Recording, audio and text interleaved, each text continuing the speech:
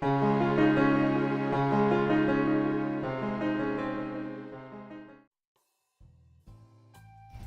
is a country of wonderful beauty, fascinating culture, and many surprises. Its geographic regions are so varied that it's like experiencing several countries in one. Hello everybody, welcome back to Passport Pages, and today we're talking about our top tips you should know when traveling in Spain. Before we begin, we post great travel videos every week, so please subscribe to be notified. Spain is a vibrant country which will stay with you forever once you visit, but it's also filled with a lot of individuality and variety which can potentially frustrate tourists. So we're here to give you some important tips so you can be as prepared as possible and have a frustration-free, enjoyable time. So let's jump into it. Our first bit of advice is regarding the diversity and varied regions we talked about earlier. Spain is composed of 17 semi-autonomous regions, each of which stringently adheres to its own culture.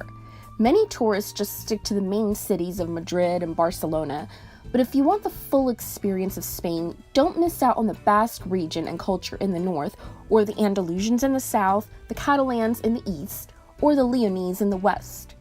The cities of Granada and Seville are very similar to northern Africa and have huge Moorish architectural influences that can be seen everywhere. To travel through Spain is to uncover a new culture at every turn. Now here's a crucial thing to note.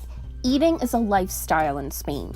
Whether it's tiny tapas or big plates of paella, eating is at the center of Spain's social life. Outdoor dining is very common throughout the country and lends itself to socializing while eating, and portions meant for sharing are called platos or raciones. Meal times are also dramatically different here, with lunch being the main meal of the day, and most people not eating dinner until 10 p.m. It makes for very lively and fun nights, with people staying out quite late to eat, but beware that most restaurants close in between lunch and dinner, so plan accordingly with snacks. It's worth the wait though, because Spain has the best food and restaurants in the world, with a ton of Michelin stars and the world's best restaurant, El Salar de Can Roca. The dining in Spain is worth a trip alone. This leads to our next tip. Yes, the siesta time is still in place in many places, usually between the hours of 2 to 4 p.m. It's really nice to have an excuse for an after-lunch nap, but if you don't feel like resting and would rather go sightseeing and shopping, you'll be out of luck. So just make sure you plan what to do during these afternoon hours. The good news is, businesses in the big cities of Madrid and Barcelona don't adhere to the siesta time, so you can go about your business uninterrupted. You can actually start on our next tip before you go. Practice your Spanish, because while the locals are very friendly, English isn't spoken in many of the regions outside of Madrid and Barcelona. For many Spaniards, Spanish is actually their second language, so don't be surprised when you hear everything from Basque and San Sebastian and Bilbao to Aragonese, Asturian, and Leonese. Don't worry though, while they do prefer to speak in their native tongue, everyone will speak Spanish, so try to master some key phrases before you go. Next tip, it can get hot in Spain, like really hot, especially in the summer if you go anywhere south of Madrid, which can feel like an inferno. In the height of the summer, cities like Seville and Cordoba can reach peak temperatures of 40 degrees Celsius or nearly 105 degrees Fahrenheit, which can make for pretty sweaty conditions when you're doing a lot of traveling and walking outdoors. My advice is to take advantage of siesta time during the peak heat of the day in the places that still have it, even if you don't want to nap, but rather just to stay in the cool indoors and escape the beating sun. Let's wrap up our tips by talking about landmarks, festivals, and must-see places.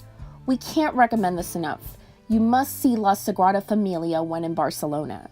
This remarkable attraction designed by the famous Antoni Gaudí is not only the most extraordinary church you'll ever see, but one of the most amazing buildings, period. And while it's beautiful and imposing on the outside, don't miss out on the inside, which is even more jaw-dropping. Words don't do it justice, so be sure to see for yourself when in Spain. Sticking with must-see places and festivals, our next tip is something not to do.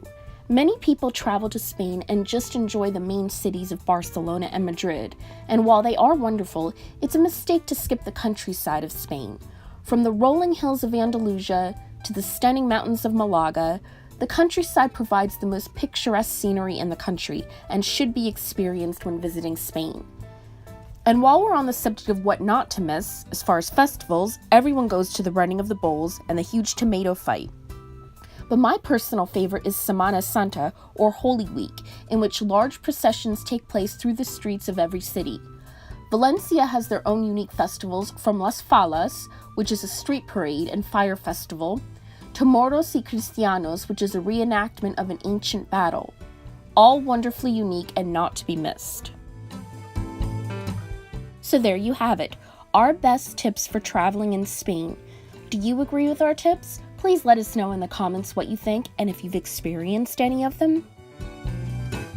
We would love to have you like and subscribe to our channel by hitting the button below.